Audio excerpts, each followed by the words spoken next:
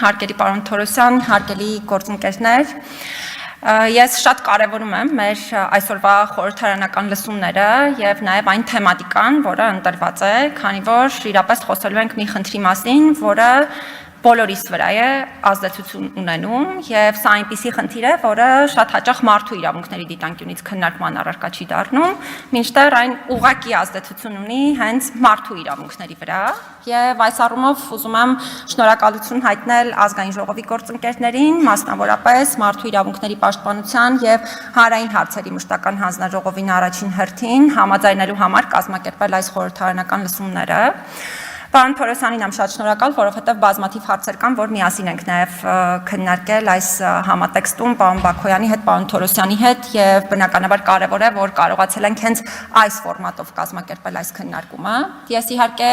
բացման խոսքի շրջանակներում շատ մանրամասն խնդիրների վերաբերյալ չեմ խոսի, որովհետև նաև ինքնուրույն առանձին խոսք եմ ունենալու այս խնդիրների վերաբերյալ շատ ավելի մանրամասն խոսելու։ Բայց կուզենամ հատուկ արձանագրել եւ վերահաստատել գործընկերներիս այն միտքը, որ աղմուկի գերազանցող մակարդակի պարագայում միանշանակ մի շարք մարդու հիմնարար իրավունքներ են խախտվում եւ անթույլատրելի է պարզապես այն մակարդակը եւ դեպքերի այն ծավալը, որը ընդհանրապես մենք ունենք մեր հանրապետությունում, իհարկե առաջին հերթին Երևան քաղաքում, բայց այս խնդիրը չի սահմանափակվում միայն Երևան քաղաքում աղմուկի անթույլատրելի մակարդակի հետ կապված դեպքերով, մենք բազմաթիվ դեպքեր ունենք նաեւ հանրապետության այլ տարածքներում եւ սա միանշանակ թե հանգստի, թե առողջության պահպանման իրավունքի, թե մասնավոր կյանքի անձեռնմխելիության իրավունքի, որովհետև ի վերջո մարդիկ շատ դեպքերում նույնիսկ չեն կարողանում իրենց տանը պարզապես հանգստանալ աշխատանքից հետո հնչող բարձր աղմուկի պատճառով, նաև վատ վերաբերմունքի դրսևորումների առիթ է դառնում։ Ուզում եմ հատուկ շեշտադրել, որ այո, աղմուկի հետ կապված խնդիրները հիմնականում հանրային սննդի օբյեկտներից, զվարճանքի կետերից, ռեստորանների հետ կապված աղմուկ, ավտոլվացման կետեր եւ այլն հիմնականում այս խումբ խնդիրների հետ են առնչվում, բայց բազմաթիվ են նաեւ շինարարական աղմուկի հետ կապված խնդիրները, օրինակ մենք դիմում բողոքներ ենք ունեցել նույնիսկ հանգստյան օրերին, օրինակ շաբաթ կամ կիրակի օրը առավոտյան ժամը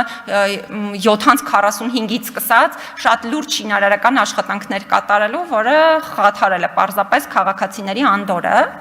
եւ ուզում եմ հատուկ արձանագրել, որ այո, մենք պետք է այս խնդիրներին անդրադարձ կատարենք նաեւ մարդու իրավունքների տեսանկյունից։ Գործընկերները հարց բարձրացրեցին օրենսդրական կարգավորումների կատարելագործման մասին։ Ես այս առումով ուզում եմ հատուկ արձանագրել, որ միանշանակ Հայաստանում այս ոլորտի օրենսդրությունը պետք է տոտալ վերափոխման ենթարկվի եւ կարծում եմ, որ կա նաեւ առանձին համապարփակ օրենք ունենալու կարևորություն այս ոլորտի հետ կապված եւ այդ առումով էլ ուզում եմ շնորհակալություն հայտնել Երևանի Պետական համալսարանի իրավագիտության ֆակուլտետի գործընկերներին, որովհետեւ նաեւ ոլորտին առնչվող օրենսդրական փոփոխությունների հետ կապված անհրաժեշտության վերլուծությունները եւ այլն նաեւ նրանք են իրականացրել եւ համատեղ ենք փորձել այդ թվում ոլորտի հետ կապված հարցերի առնչությամբ աշխատել նաեւ գիտական տեսանկյունից խնդիրները հասցեավորելու առումով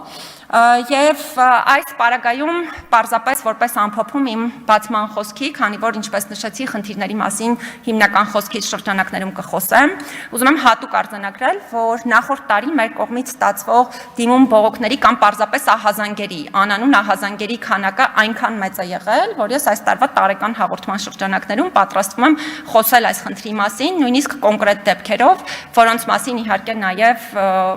իմ խոսքի շրջանակներում էլ կխոսեմ առանց անհատականացնելու իհարկե դեպքերը, բայց ուզում եմ հատուկ արձանագրել, որ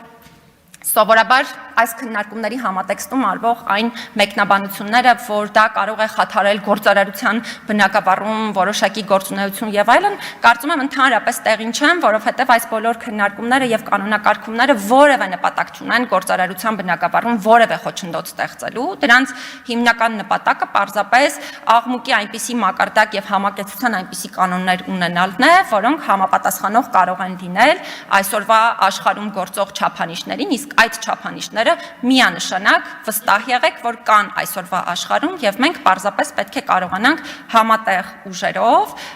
Հայաստանում ներդնել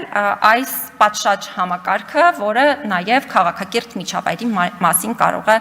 խոսել։ Շնորհակալ եմ եւ մեզ բոլորիս մաղթում եմ հաջող քննարկում։ Շնորհակալություն։